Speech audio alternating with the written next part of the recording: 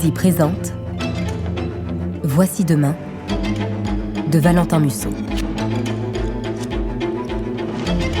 Lu par Jessica Monceau et Clément Corinthe.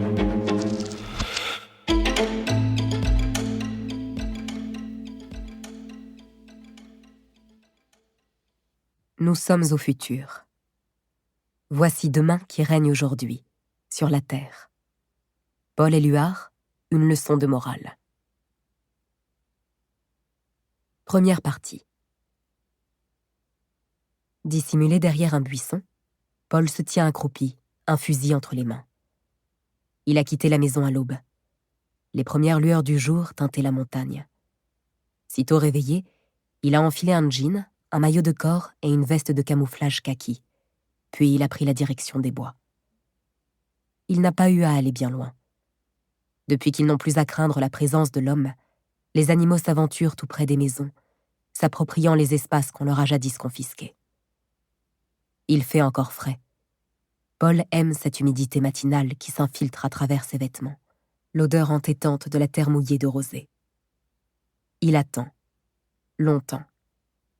Il est capable de demeurer immobile, l'œil aux aguets, sans faire le moindre bruit. Dans ces moments où tout est en suspens, sa respiration ralentit et se cale sur celle de la forêt. C'est une étrange musique, faite de souffles dans les arbres, de gouttes de pluie, de silence ouaté, de présence invisible. Chaque saison, la forêt joue une partition différente. Celle du printemps est sa préférée.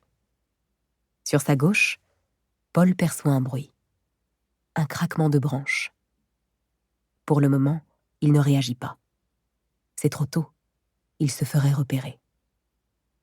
Un autre craquement, plus net, plus proche. Puis des mouvements irréguliers agitent les feuilles non loin de sa position. Paul attend encore. Son regard glisse entre les sapins et les hêtres, sur les fourrés et dans les herbes.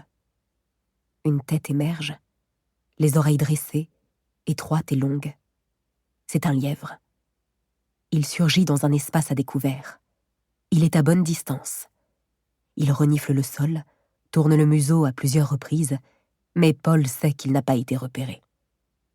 Il enlève le cran de sûreté, arme la carabine. Il épaule et vise l'animal. Il a l'habitude de tirer les deux yeux ouverts pour ne jamais perdre le gibier de vue, surtout lorsque celui-ci est en mouvement. C'est ainsi qu'on lui a appris à chasser. Le secret, anticiper le recul de l'arme. Au moment d'appuyer sur la détente, la plupart des gens se crispent et rendent leur tir imprécis, un réflexe presque inévitable si on ne chasse pas avec sa tête. Il tire. Les arbres crachent une nuée d'oiseaux qui s'envolent au-dessus de lui. La déflagration se répercute contre le flanc de la montagne. L'animal, touché de plein fouet, a été projeté en l'air.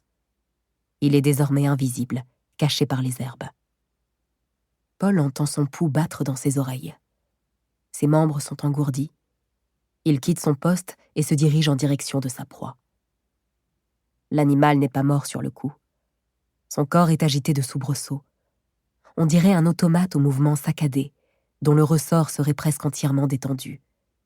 Son pelage brun et blanc, émaculé de sang. Paul l'observe. Il n'éprouve plus aucune compassion pour les animaux qu'il tue. Son instinct de survie a pris le dessus. Quelques spasmes agitent encore le lièvre, puis toute vie le quitte. Son œil est devenu vitreux. Paul le saisit par les pattes arrière et le jette sur son épaule. Son corps est encore tout chaud. Depuis le temps, il aurait pu finir par se décourager, par comprendre que ses sorties matinales ne servent à rien. Mais il continue. Il n'a pas le choix. L'espoir est désormais la seule chose qui lui reste. Il rebrousse chemin et sort du bois. Quand la clairière verte et fraîche apparaît devant lui, il ne se pose qu'une question, la même qu'il se pose chaque fois qu'il part chasser. Quelqu'un, quelque part, a-t-il entendu son coup de fusil? Où sont-ils désormais les derniers survivants de cette vallée? La maison est un ancien corps de ferme à un étage, en pierre apparente, au toit d'ardoise. Elle a été en partie restaurée, mais les travaux ont été interrompus. Devant, On aperçoit des plots et des lambourdes. Les lames de la terrasse n'ont jamais été posées. Les volets rouges sont tout décatis. Certains tiennent à peine sur leurs gonds. Paul dépasse l'habitation et se dirige vers une grande annexe servant de réserve et d'atelier. L'intérieur est parfaitement ordonné. À droite sont entreposés des outils de jardin, pelles, serpes, bêches, fourches, et tout le matériel de chasse, stocké dans une armoire forte fermée à clé. À gauche se trouve un long établi en bois, surmonté d'un panneau mural perforé. Nous espérons que vous avez apprécié cet aperçu. Pour continuer à écouter ce livre audio sur Google Play Livres, utilisez le lien dans la description de la vidéo.